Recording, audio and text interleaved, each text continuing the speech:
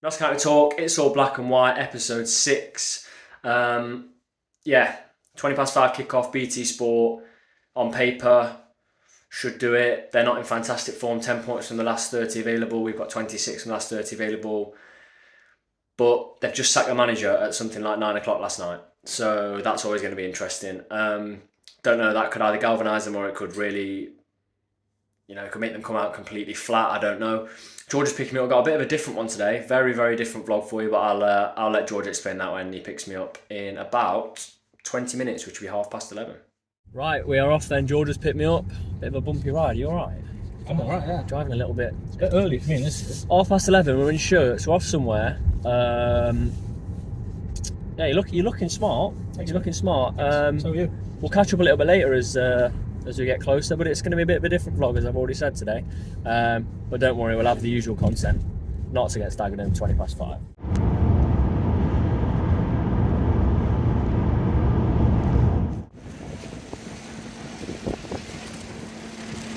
My hair is very windy. We're at the King Power. We've secured 2 seats, executive seating, so we get meal before the match, things like that. But we will be making it a sharp getaway at half time to go see some real football, won't we? We will, yeah. What a day, what a day.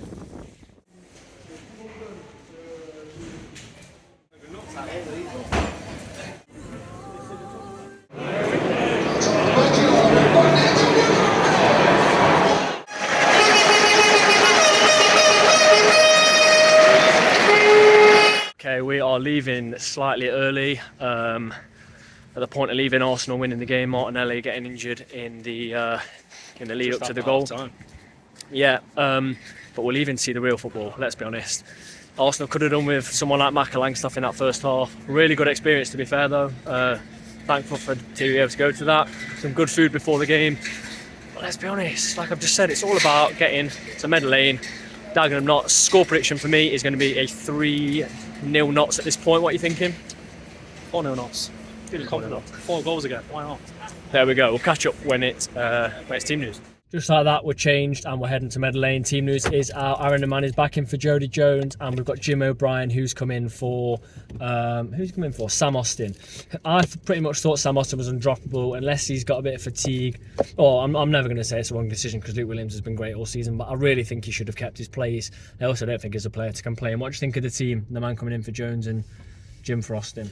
Both players played fantastically well on Tuesday. Jody Jones, I thought, gave such a good account of himself at right wing back. I think it's a shame to see him knocked out, but then again, the main's been great all season. He has. Austin, I feel really hard for. But I think Scott's been like that a lot this season as well. Hasn't he? He's had to bide his time, and even when he's come in and played well, he's seen himself dropped. So there's a few players like I'd like to have seen, like the ones I've just mentioned, but as well, I'm pretty much emphasising what you've just said. In Williams, we trust. Yeah, we do. Be interesting to see, as I said earlier, how the game goes. They could either be completely flat or they could be galvanised by it. So we'll have to see. Catch up closer to the game. But it's huge. Currently, Wrexham are 3-up against Dorking. We all knew that would happen. We all predicted it. The joint worst defence in the league has now been beaten 3 times before the hour mark. So we'll see.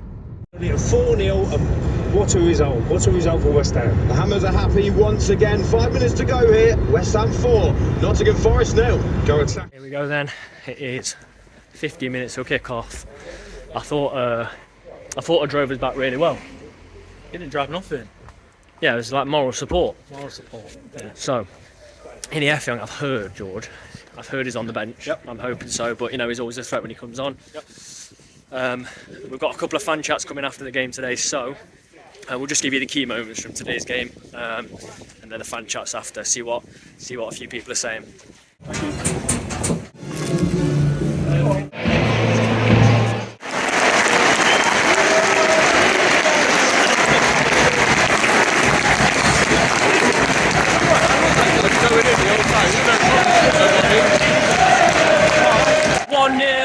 Ruben scores, 21 minutes from the edge of the box. We thought he'd done too much. Very, very good finish. Keeper maybe should have saved it.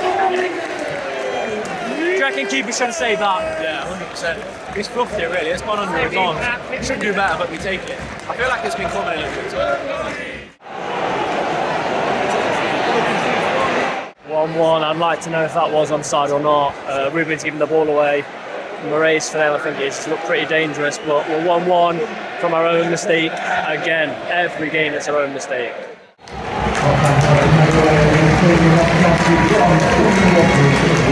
Half time then, it's 1-1. Disappointing again because it's our own error that's eventually led to Dagenham scoring. It seems to be a bit of a pattern at the minute. We just need to squeeze it out of the game because, like you were saying when you were sat next to me, Tom, goal difference is going to be important this season, whether we like it or not, if we continue our current form.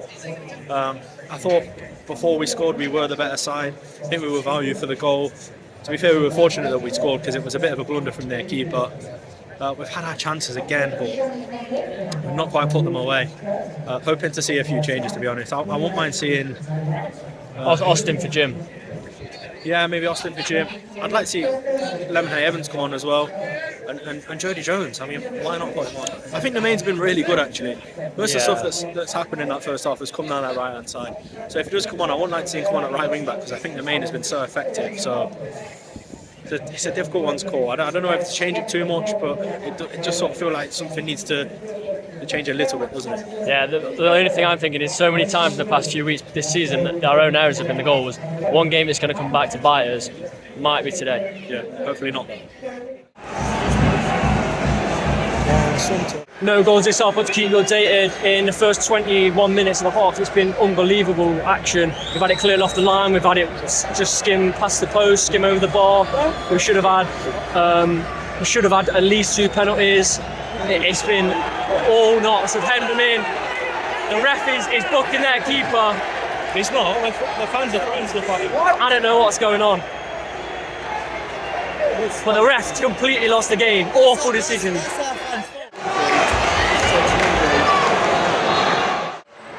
2-1 Dagenham. F Young, inevitable, it's a good finish. We should be out of sight, completely out of sight.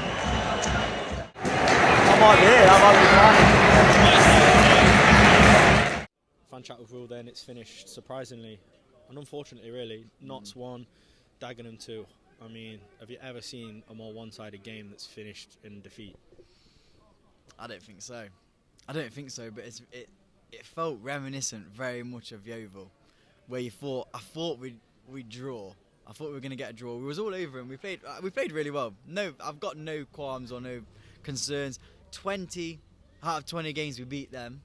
I know that them logistics don't make sense, but literally I don't know how we lost that game. 19 out of 20 games. No, but literally 20 out of 20 we beat them. Yeah. I just don't know how. I don't know how we've lost, but yeah, all over him. Played well. Is what it is sometimes. And I've got to say as well, I've never seen so many last-ditch saves off the line of view. Fair play to them. Like their defending, I wouldn't call their defending great, but their 6-yard box defending was incredible. They had a centre half. Their centre half was fantastic. Probably the best centre half I've seen at Meadow Lane. Like this is just them last ditch.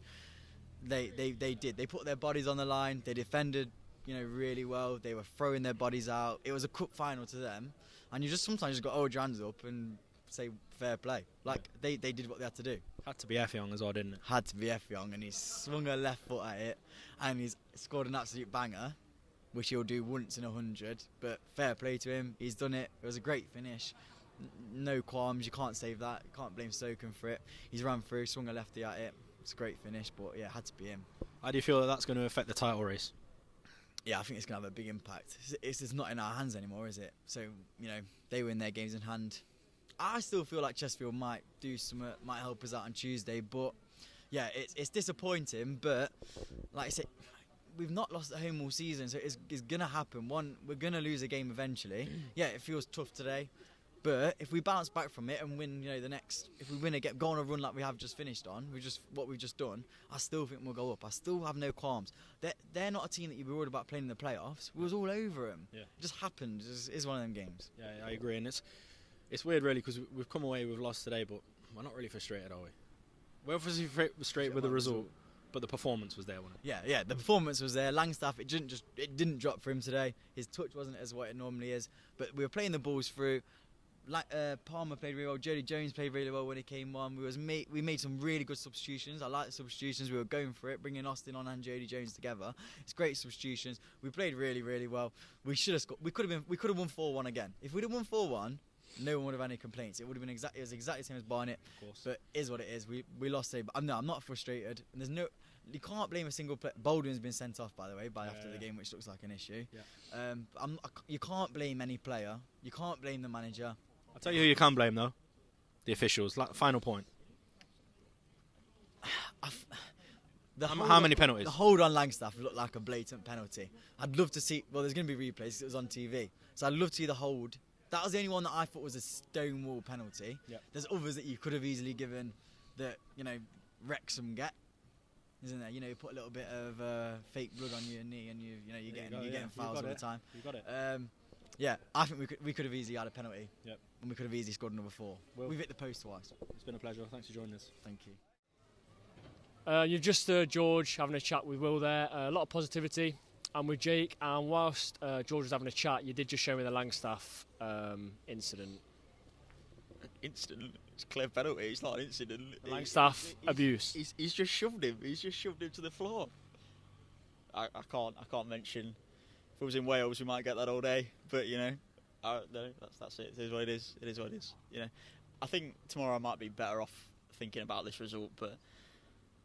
They did defend for their lives, in fairness. I know Will was saying that, they were incredible at defending, but, it just didn't fall for us. We hit the post twice, one cleared off the line. They blocked, must have been 8 or 9 shots going Post goal twice. banned. Yeah, I just said about post twice. Yeah, infuriating. But, put it into the wider perspective, that's our second loss all season, and we're in March. Exactly, and, you lose 2 in the season, or 2 at this point of the season, you're maybe 10, 15 points clear.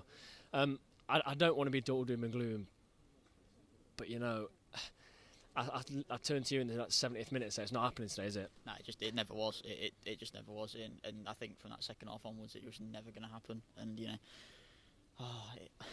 so I'm a bit infuriated. But it wasn't so much the performance, because I thought we were good. I thought we must have had 80-odd% possession. I don't even know the stats about how many shots we had on target or whatever. But it's never going to fall for us today. And make references to Yeovil and Boreham Wood games when it's just frustrating. But, teams come here to do that to you.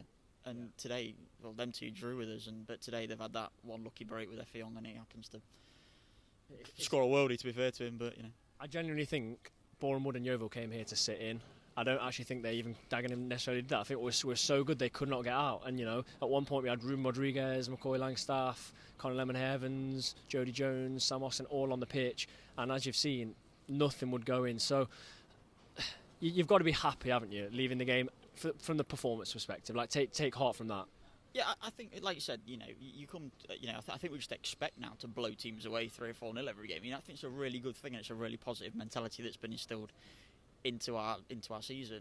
And we're so crushed, and we've lost 2 games all season. And I think the overall picture will be better in a few days, but it's given how tight this title race is and how incredibly important every game is running up to the end of the season, and it just feels so annihilating at this point in time, and you just think to yourself, that's it, that Wrexham have done it. But there's still, I don't know, is it 12 games left, 11, 12 games, something like that? 11 for us and 13 for Wrexham, but there's still a massive amount of games left. We still play till May, and we're only in February, so there's still a lot left to come. So yeah, there is. You've just seen Baldwin as well, leaving, sent off at the end of the game. I'd never say it's smart for a player to go and do that to a referee, but when you're that frustrated as a fan, imagine what it's like as a player when you're on that pitch and you can see clearer than us in the stand that that's a penalty. You can see that there may be 2 or 3 other penalties, and Sam Slocum got booked against Southend for time wasting when we were 3-0 up. Their keeper was warned and warned again, and nothing. And I'm going to say it, I think the officiating in this league is obviously poor again. Tonight, guys come here, wants to be centre of attention on BT, shock him. I'll let you have that opinion. I think I'm not a referee. I've never been in that situation of dealing with a high pressure situation. But you are right, in some situations, especially I'm not going to say every penalty shout we had was a deserved penalty, but like you said, we've just watched the Langstaff one back together, all of us. And he's just shoved him to the floor. He's just literally just pushed him down. It's just like, oh, come on. Yeah, probably a shout for VAR to be in every league, but There you go. Enjoy. Very frustrating, travelling back in the car now. I mean, you got to be proud of their performance. It was really, really good. But it's the results that count in the end, isn't it? So, long way to go. As Jake said at the end of his video, we've got 11 games, 13 for Wrexham. I agree with Will. 999 out of 1,000 times you win that game. Genuinely do. But they took their chances, and what can you say? So well done to Dagenham for that. It's been episode 6 of It's All Black and White. Won't be one for Bromley. We're not making it to the Bromley game. There will be quite a lot of content over the coming week. We've got a watch along for the Chesterfield-Wrexham game, which we desperately need a Chesterfield winning that on Tuesday night. We've then got a special video out on Wednesday evening, and then the Pavers perspective as normal on Thursday. So if you have enjoyed the video, please do leave a like, comment and subscribe to the channel.